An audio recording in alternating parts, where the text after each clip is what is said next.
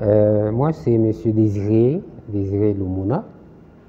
Je suis un artiste plasticien et je me plais à ajouter aussi que je suis artiste conceptuel et en plus chercheur pluridisciplinaire indépendant.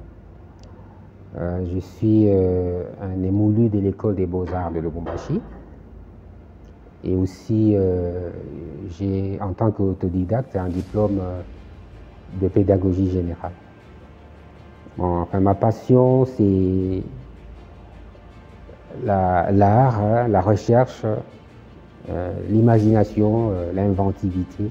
Et ça, c'est vraiment ma passion. Je suis dans cette profession artistique depuis 1984. Lorsque j'ai fini les études artistiques à l'Institut des Beaux-Arts de Lubumbashi. Mais je n'ai pas beaucoup travaillé dans le domaine artistique durant quelques années, une dizaine d'années même, jusqu'en 2004 au moins, 2003. C'est là que je me suis plongé beaucoup plus dans le domaine artistique. Avec les travaux de peinture graphique publicitaire, l'inscription des enseignes sur les maisons de commerce et autre chose.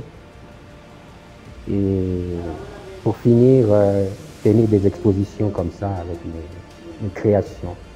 J'ai commencé à exposer en 2009 à l'Institut français où j'ai tenu ma première exposition. Quelques années après, une autre exposition à l'Institut, plutôt au Centre d'art Oaza, sur un thème qui avait été émis à l'international. Et puis, l'année qui avait suivi, c'était en 2015, et 2016, encore une autre exposition à l'Institut français. Toujours une exposition individuelle, donc sur des thèmes que moi-même je propose, en fait, que je puise dans mes réflexions, parce que j'aime beaucoup les réflexions philosophiques, et aussi dans mes recherches technoscientifiques. Voilà. Et l'autre exposition, c'était en Italie, à Milan, lors d'une triennale. Et en 2021, non, 2022, je crois. Voilà. Et enfin, celle-ci, cette exposition que je viens de tenir ici à la Galerie d'art contemporain de Lubumbashi. Cette exposition a comme emblème, hein? Oui, juste l'emblème ou bien voilà, l'image qui représente le thème de l'exposition, c'est cette image-ci. Le thème, c'est prisme. Alors là, j'ai représenté le profil d'une tête d'enfant avec à l'intérieur un prisme, c'est-à-dire un corps un peu, une sorte un corps physique qui a la capacité de disperser la lumière. Hein. La lumière blanche, là, la disperser en ces 7 couleurs. Bon, là, c'est juste pour représenter de manière un peu artistique. C'est comme les artistes aiment représenter les choses de manière figurative. Donc, c'est pour vous dire cette faculté-là mentale d'analyser, d'observer, de mettre des opinions sur l'effet existentiel, sociologique ou métaphysique. Cette capacité-là à créer, à imaginer, voilà, c'est un peu ça l'idée. Hein, voilà, c'est ça l'idée. Ce corps-là, c'est un corps physique à 3 dimensions et puis un peu transparent qui, lorsqu'il y a une lumière qui tombe dessus, cette lumière-là est décomposée la lumière blanche, hein, lorsqu'elle tombe dessus, elle est décomposée en 7 couleurs. En fait. Donc là, c'est la lumière blanche. En fait, pour dire ça, c'est la réalité. Ça, c'est la réalité qui passe par la vue. Et là, dans l'esprit, il y a un esprit qui est capable d'analyser. Analyser et puis imaginer, voilà, tout ça, exploiter tout ça. Oui, le tableau qui vient, puisque là déjà on rentre dans la matière, ça c'est le tableau intitulé Océan de plastique. Hein, c'est pour faire allusion aux déchets plastiques, hein, notamment dans notre pays, notamment où nous sommes très négligents, nous Congolais, pour ce qui est de la gestion des déchets plastiques. Voilà, donc tout ce que nous jetons en désordre, les bouteilles plastiques en particulier, qui finissent dans les rues et tout ça. Dans les cours d'eau, lorsqu'il y a la pluie qui vient et puis ramène tout ça, et ça finit dans les océans. Donc ici, ce sont des eaux, les ondulations que vous voyez là, ce sont des eaux. Et puis il y a des bouteilles. En même temps, il y a des poissons qui sont un peu entremêlés. Et des poissons qui ne sont même pas en vie puisqu'ils sont des poissons qui sont retournés, qui sont sur leur dos. Donc ils n'ont pas de vie du fait de se retrouver dans un milieu pollué. L'autre tableau, c'est Anthropocène. Hein. En fait, c'est une expression philosophique, hein, en fait, qui est toute récente, là, qui parle du phénomène de l'extinction de la nature, hein, du fait des activités de l'humain lui-même. Les activités en fait, que j'appelle les activités, comment dirais-je, artificielles. Voilà, donc il y a comme une confrontation entre un univers artificiel et l'univers naturel. Donc l'univers artificiel, c'est celui de l'homme. Oui, tout ce qu'il crée, oui. Exactement, exactement.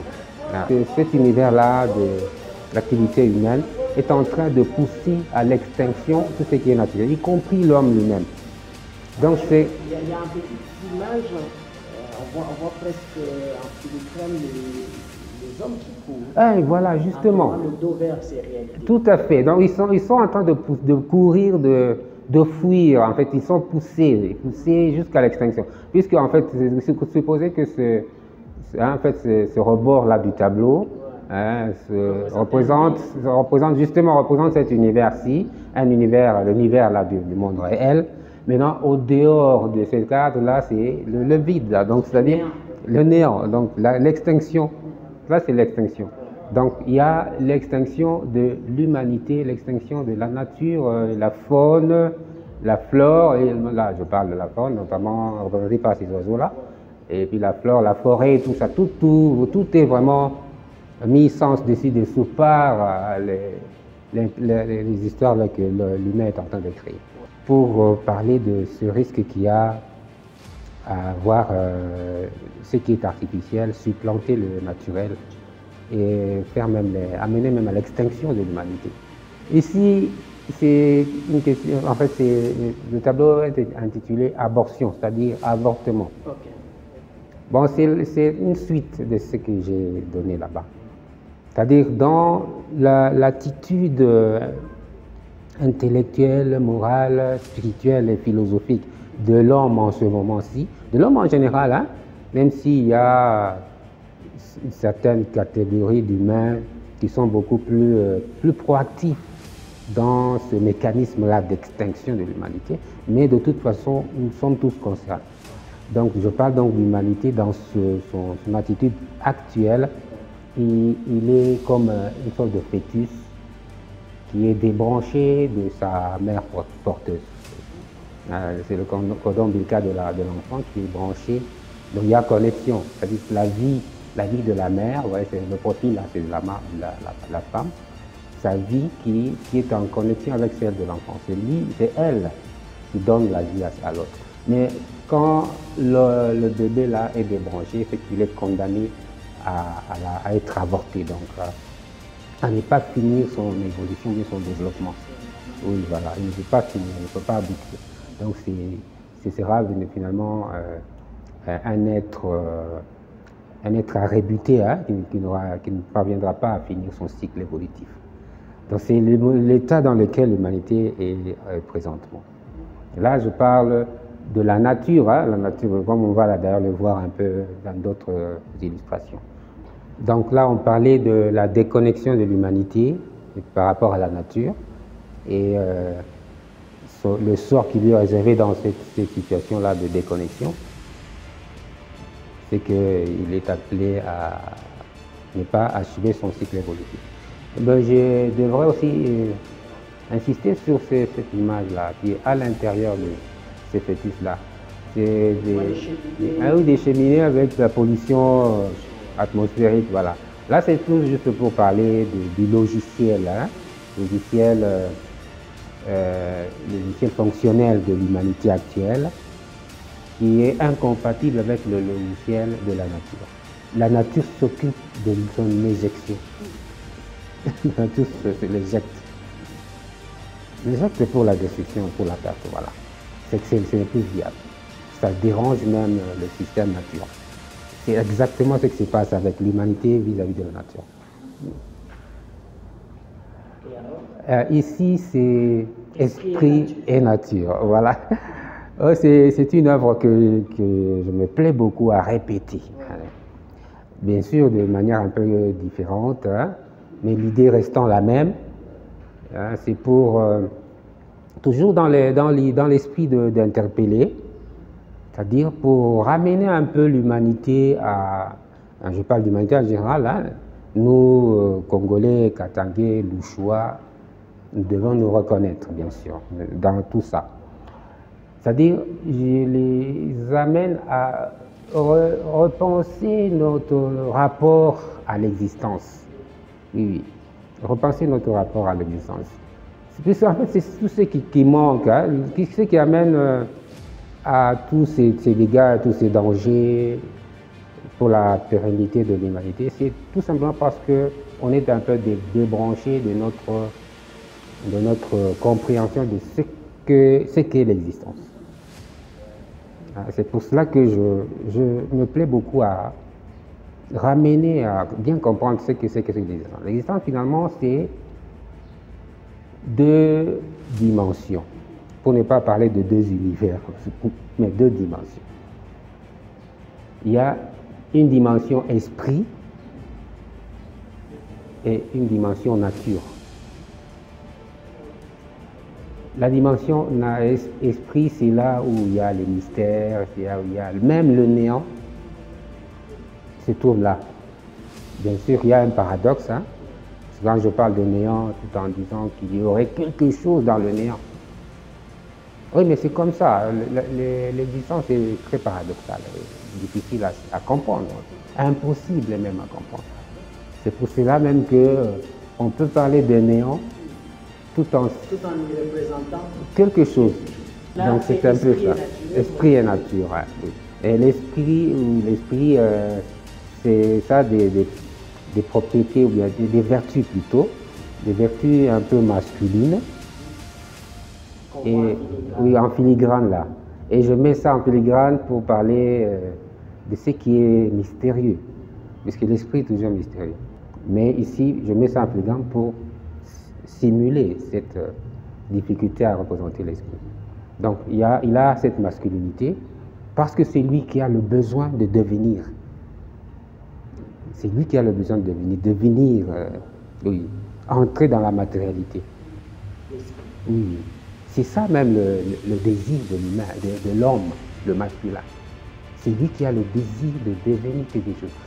Le désir, là, le besoin même d'entrer dans la matérialité, dans le réel.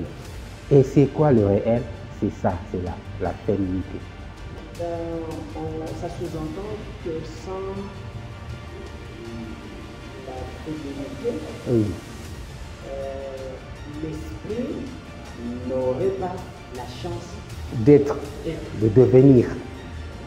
Oui, c'est la féminité qui transforme l'autre là et qui lui donne sa réalité. Nous sommes dans bio-ingénierie, voilà. Ouais. C'est ce que représente cette œuvre. Cette œuvre-ci, avec le même profil femme. C'est la femme. Oui, voilà. Même profil, là c'est le menton, puis les seins, puis le ventre. Bien sûr, en grossesse. Pourquoi grossesse? Grossesse, voilà une question qui je crois. Ça ne nous échappe pas. Ah, oui, oui, oui. Toute cette fille, ah oui, oui. Vous avez remarqué, hein? justement, pourquoi grossesse? C'est tout simplement pour symboliser l'évolution. Ici, moi je parle d'une inflation qui n'est pas dispersive. Je parle d'une inflation avec création de matière continue. Donc pour moi, ce qu'on appelle le Big Bang, hein, le début là déjà, le début de l'inflation, c'est pas...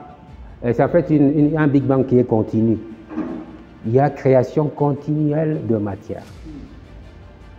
Il y a création continuelle de matière.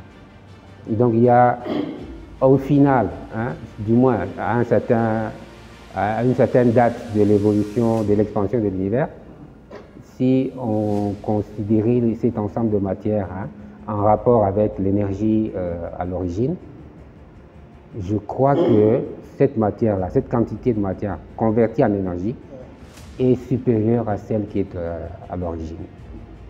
Pour parler du titre qui est bioingénierie, c'est-à-dire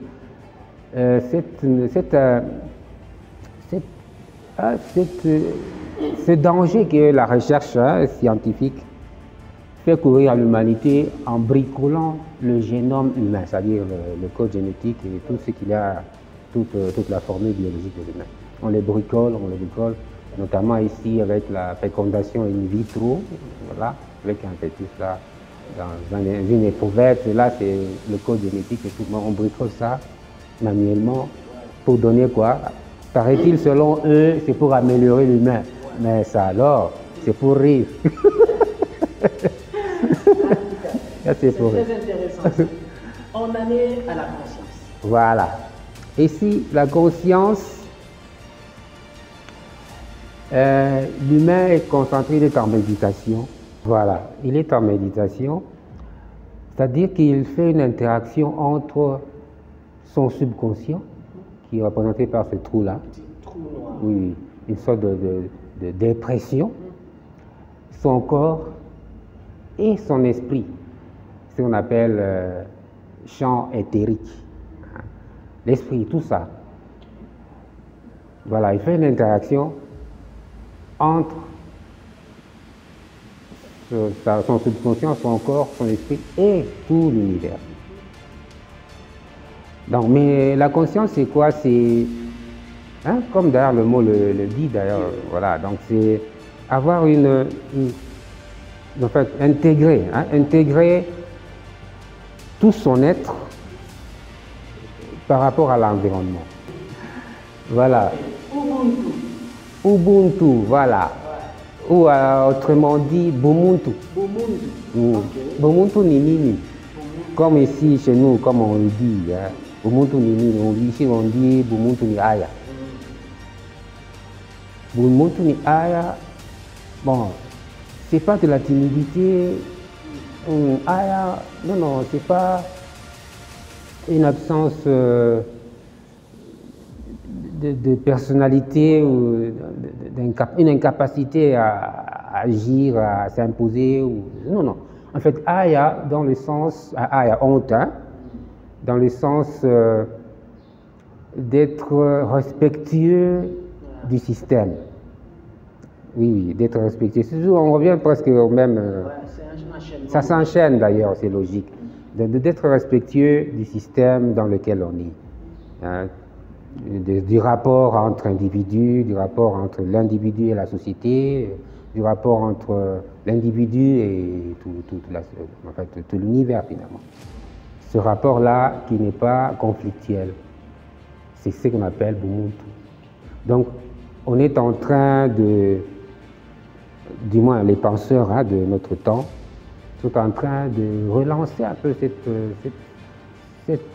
problématique, non pas problématique, mais plutôt ce débat-là sur l'habitabilité de l'humain dans le monde, dans la nature, dans l'environnement. Oui, ben c'est pour cette raison que j'ai mis cet individu-là, ce personnage-là en train de marcher. Tout est florissant. Florissant, oui, bien sûr. C'est-à-dire, c'est un système en équilibre que lui aussi doit respecter dans sa marche, dans son voyage. Hein. C'est évolutif, comme on l'a dit d'ailleurs, c'est un voyage évolutif. Et la nature féminine n'a pas disparu. Bien sûr, puisque c'est dans l'univers physique. C'est l'univers physique D'ailleurs, là, j'ai peut-être pas insisté sur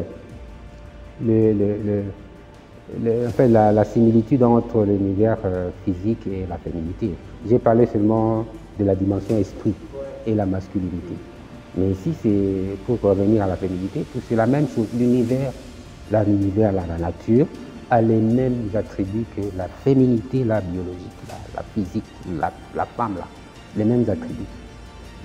Les mêmes attributs, parce que c'est elle, la femme, comme on l'a dit, si on peut se répéter un peu, qui produit la matière et qui la gère. On comprend même sa psychologie. Elle est très gestionnaire et très douée dans la gestion de la matérialité. L'évolution de l'humain est spirituelle. Si nous revenons à cette analogie, si on considère ça comme le fœtus là qui est en fin de sa phase évolutive là dans le sein maternel de son évolution, son développement de 9 mois, il est en fin de son développement de 9 mois. Donc en principe, il est censé, si son développement s'est effectué avec succès, il est censé passer dans l'autre dimension. Donc il doit naître. Or, sur le plan existentiel général, on parle de l'humain qui, ayant atteint sa dernière phase de maturité, pour achever son évolution, c'est qu'il doit naître. C'est-à-dire, naître, ce n'est pas seulement dans le sens de quitter le ventre de notre maman, mais aussi de quitter ce monde-ci. C'est presque le même phénomène, le même système. Quand on quitte ce monde-ci, on naît autrement, mais en continuant son évolution. Parce quand on est dans la dimension, on est en fait enfant, plutôt bébé. On est bébé sur le plan spirituel. Donc on n'a pas encore un esprit achevé. En fait, ça n'atteindra jamais un point d'achèvement, cet esprit-là. La croissance ne finira jamais. La croissance est toujours, elle est progressive jusqu'à l'infini. Ça, c'est du domaine... la croissance... Du domaine pas biologique, pas... Non, spirituel. Pas physique, métaphysique. Métaphysique, ouais. Oui, c'est de la métaphysique. Okay. Donc voilà, c'est donc ça. Donc la croissance va vers l'infini, vers la divinité. L'infini, là, c'est la divinité. Le divin, on ne l'atteint jamais. Donc on est biologiquement de notre maman et aussi métaphysiquement de la nature pour aller dans l'autre. Lorsque nous aurons quitté ce monde-ci, nous allons dans notre dimension. Et là, apparemment, on devra encore atteindre un certain degré de maturité là-bas pour renaître dans une autre dimension. À l'infini. L'important, c'est de savoir bien habiter l'existence, la nature, bien habiter, ne pas perturber l'ordre dans la nature. C'est cette considération de notre rapport à la nature, à l'environnement et même entre individus et tout ça, c'est ce qui est du domaine de la religion. C'est la religion qui gère ça, ou même la spiritualité d'une manière générale. Ça gère ça. Donc quand on est vraiment, on est dans les meilleurs rapports possibles avec le système, là on est vraiment accompli. Oui, c'est un peu ça. Voilà, ici c'est un ensemble de tout ça. Donc, ce sont des recherches techno-scientifiques qui durent une cinquantaine d'années, non, une quarantaine d'années. Oui, voilà. Vous y avez travaillé? Oui, bien sûr. J'ai commencé étant très jeune, pour ne pas dire enfant, en 9 ans déjà que j'ai commencé avec ces recherches-ci, juste pour essayer de trouver une énergie libre. Une énergie libre pour la propulsion des véhicules et autre chose, finalement. Maintenant, là, je suis à un niveau théorique avancé, très avancé, au point que maintenant, il me faut passer à des vérifications plus concrètes, à des vérifications expérimentales plus concrètes. Ici, c'est virtuel. J'ai construit des maquettes Il représente quand même les principes que j'ai conçus. Mais il faut que ces maquettes fonctionnent. C'est en carton et puis ça ne fonctionne même pas. Donc voilà. Ici, c'est ce que j'appelle un trou noir d'art, en commençant par ça comme une sorte d'abstraction. Je représente ça en tableau abstrait de toutes mes recherches. Donc, c'est pour créer un mouvement ou bien créer de l'énergie sans passer par le principe de l'action-réaction. Ici, c'est une fusée, ou bien un réacteur, qui est en train de combiner l'oxygène et une matière explosible, une matière donc, comme l'hydrogène par exemple. Ça combine les deux, ça combine dans la chambre, là, la chambre de combustion, et puis ça crée une éjection du gaz. Là, c'est l'eau, puisque ici, ça crée la propulsion. Donc, action-réaction. Ce principe-là a été beaucoup étudié par celui-là, c'est monsieur, c'est Newton, Isaac Newton. Ouais. Ici, c'est l'aérodynamique avec un avion, le profil d'un avion. Et là, mon principe, lui, il est de créer un mouvement sans qu'il y ait action et réaction, mais en créant une sorte de pesanteur dans un système hermétique. Un système confiné, un système de forces confinées. Des forces confinées, des forces statiques. Il n'y a aucun mouvement dans ce système-là, aucun mouvement. Il n'y a que des forces, on peut trouver des forces en serrant par exemple des pièces mécaniques, on les serre avec des écrous, tout ça. Ce sont des forces que l'on met là. Donc c'est la même chose qu'ici. Rien que ces forces-là, ces mécanismes-là décomposent ces forces-là qui sont symétriques en principe, de sorte que quand elles sont symétriques, elles n'ont pas de résultante. Donc l'objet sur lequel ces forces se trouvent est inerte. Et pourtant, il y a des forces intenses là-dedans. Maintenant, ce système-là, ce mécanisme-là permet de transformer ces forces-là qui sont symétriques en un vecteur libre, ce vecteur-là, cette flèche-là, qui est exactement comme la gravité. Une sorte de pesanteur dans un système, comme une sorte d'ogive.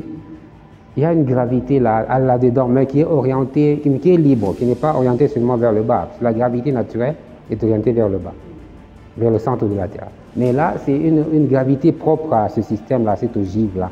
Et à l'intérieur, et puis elle est libre, on peut l'orienter verticalement. Quand on l'oriente verticalement, c'est-à-dire que l'ogive peut s'élever. Oui, quand on l'oriente horizontalement, l'ogive se déplace. Donc il y a une force là-dedans, c'est une énergie en fait. Les principes que j'ai là, je viens de montrer avec l'émergence de ce vecteur gravité libre. C'est aussi en étudiant ce phénomène-là de trou noir. Voilà. Et ici, je représente un peu ces savants-là, parce que je fais référence à leur recherche, notamment à la relativité. Et lui, il a parlé de la relativité dynamique, et moi, je parle d'une sorte de relativité statique. Est-ce en contradiction ou bien en complémentaire? J'aimerais que ça soit complémentaire. Oui, c'est encore un débat. Il faut que ça soit complémentaire. Okay. Oui, parce qu'on dirait que lui, il était limité à décrire l'énergie, rien que l'énergie au départ, l'énergie initiale. Ouais. Rien que par un mouvement ou par une énergie préexistante. Mais moi, je pense que c'est mieux que ça. Oui, je pense mieux que ça. Donc, on devrait partir pas de zéro, mais d'une force. Il n'y a pas d'énergie, il n'y a pas de mouvement au départ, il n'y a pas de mouvement. Lui, il a parlé plus de mouvement, l'énergie dans le sens du mouvement. Et même dans le sens d'une manière classique, là, on ne définit pas l'énergie au départ là, l'énergie initiale là, sans passer par un mouvement initial. Mais moi, moi je propose partir de zéro. Il y a de zéro mouvement, rien que des forces là statiques, il n'y a pas de mouvement, mais ce sont ces forces-là qui créent le mouvement.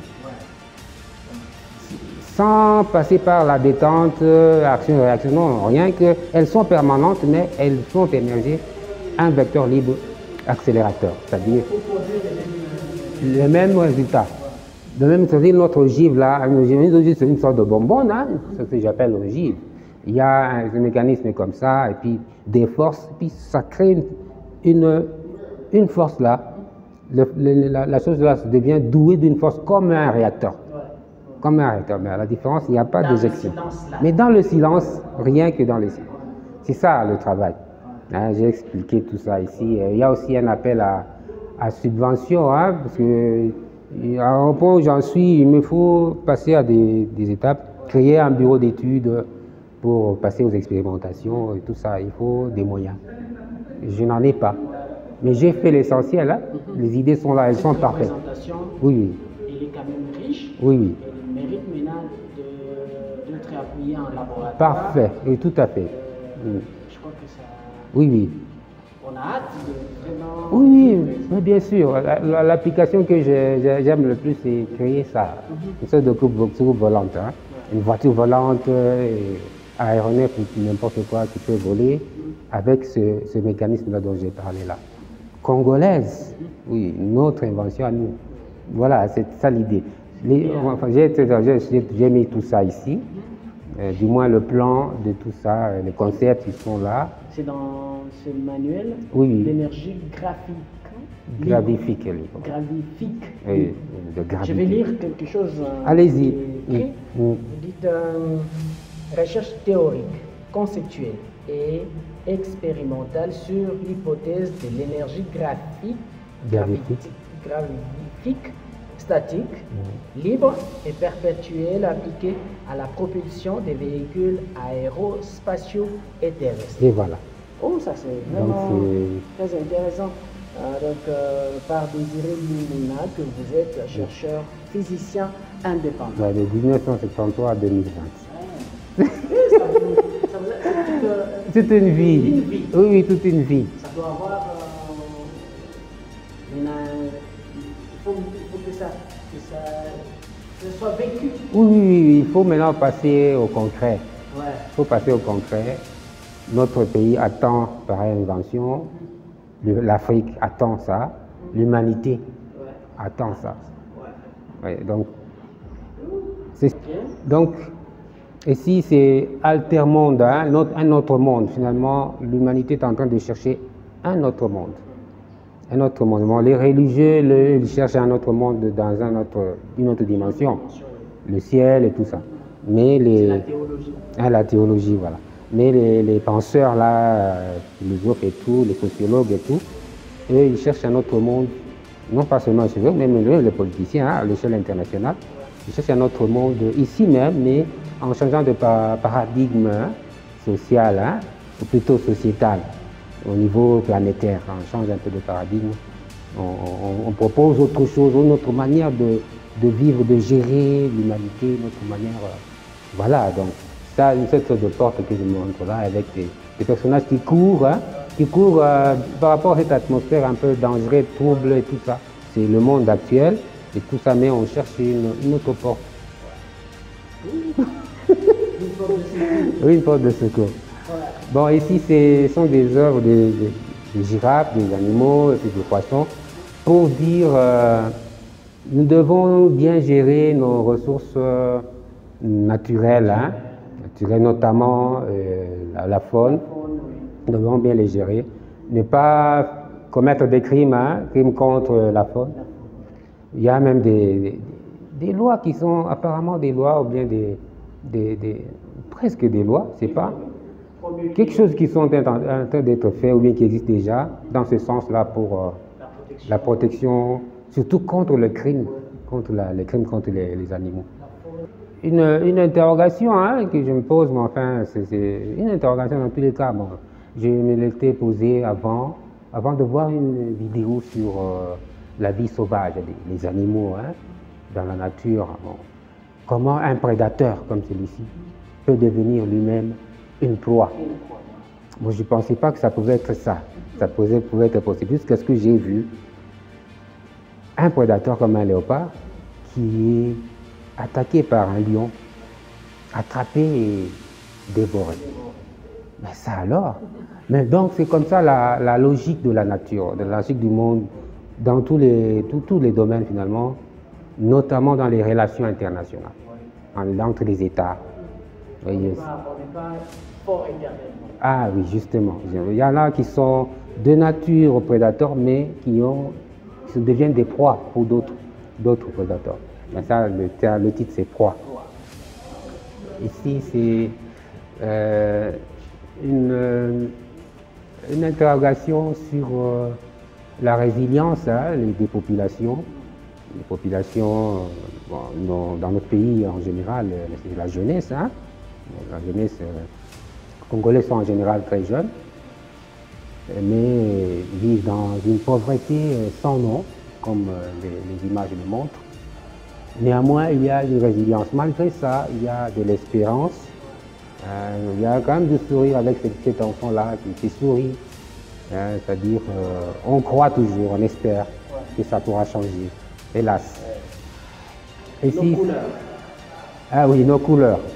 Oui, l'espace international de commerce, c'est ça le titre. Hein? Okay. EIC, Espace international de commerce, c'est-à-dire le statut originel de notre pays.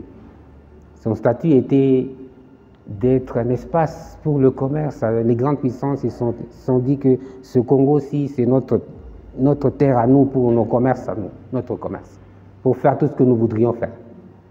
Tout. S'il faut exterminer tout ce qui habite, on extermine. Ben, c'est ça. L'important pour nous, sont les ressources qui sont là-bas. Bon, à l'origine, hein, c'était comme ça. Bon, apparemment, avec ce point d'interaction, c'est comme si ces statuts-là demeurent, même aujourd'hui. Voilà, c'est à nous de voir comment changer de statut. Résilience. La résilience, oui, c'est la même chose avec l'autre tableau qu'on a vu, hein, la résilience. Maintenant, là, la femme, elle est toute souriante malgré sa pauvreté, comme vous voyez, mais c'est comme ça, il faut quand même être résilient. Oui. Ici, c'est Mokuba, le cuivre, hein, le cuivre, la malachite et tout ça, sont les... Hein, j'ai vu une scène là, autour des exploitations minières, hein, il y a les remblais là, des déchets miniers et tout ça, mais les populations avoisinantes de l'exploitation minière forcent les limites. Hein. Ils vont aller au-delà, ils entrent dans le site minier, ils vont prendre du matériau là, des moellons et tout ça, ils vont ressortir ça dehors et ils les concassent à la main et tout ça, même des enfants. Hein. Voilà, ils peuvent essayer de revendre, ils attendent qu'un preneur éventuel, voilà. C'est ça leur vie au quotidien. Triste réalité. Triste réalité. Là, ici, la mélanine. Mélanine, pour parler de la couleur de notre peau, hein, de la peau du noir là, comme, du moins d'après ce que j'ai essayé de comprendre, mais finalement, pourquoi est-ce que Léopold II avait commis un crime, un si crapuleux crime contre les populations de notre pays, en son temps, en leur coupant les mains. Le sang. Oui, en leur coupant les mains. Bon, tout simplement parce qu'il ne produisait pas assez, tout ça, son caoutchouc à lui, tout ça. Mais au fond, c'était surtout pour ce complexe-là racial. Ce complexe-là racial. Donc, nous considérer, ou bien ils continuent à nous considérer ses frères, entre guillemets. Ils sont nos frères de toute façon, nos frères humains. Ils nous considèrent comme des sous-hommes, des sous-humains, des sous-hommes, des bêtes. Alors, ils se permettent tout. Même avec les animaux, pourtant, même les animaux, aujourd'hui, il y a même des lois qui sont là pour les protéger. Mais ils protègent les animaux, mais ils se moquent des humains à peau noire. Ils font tout ce qu'ils veulent. Ils font tout, la vie de cette race-là ne leur dit rien. Alors je l'ai actualisé, hein. Il porte nos couleurs actuelles. C'est comme si c'est la même logique, même aujourd'hui. Notamment au moins 13 millions de morts, hein, avec cette désordre qu'il y a dans notre pays à l'Est. Cette guerre-là est éternelle. Ils ne manquent pas d'être complices dans tout ça. Il faut le dire franchement. Il y a un Belge qui est venu ici. Ben, il est naturalisé congolais. Il s'est tenu devant ce tableau. Il n'a pas su supporter. Il m'a même dit que je ne sais pas si je vais oublier. J'aurais beaucoup de peine à oublier ça. Il n'a même pas su regarder longtemps ça. Et ça l'a perturbé, complètement perturbé. Et puis il dit, mais pourquoi vous mettez ça au vu même des enfants? Il y a même des enfants qui venaient ici. Pourquoi est-ce que vous voulez montrer ça? Donc vous entretenez la haine raciale, vous. Donc Selon lui, nous ne devons pas parler de notre histoire. J'ai remarqué que c'est même le même discours, hein, c'est qui l'a tenu là, que d'autres tiennent dans notre continent, là, en Occident surtout. Que nous... Oui, justement, vous avez raison. La raison pour laquelle j'ai même posé la même question à des étudiants qui étaient ici. Mais est-ce que vous avez déjà entendu parler de cette histoire ici, dans vos études? Non, on ne nous a jamais dit ça. Donc il y a une influence, hein, des puissances occidentales sur ce discours-là. Ah, voilà, c'est ça. Alors nous, c'est notre devoir, nous devons en parler. C'est ça la responsabilisation. Nous devons en parler, c'est notre histoire, nous devons le dire.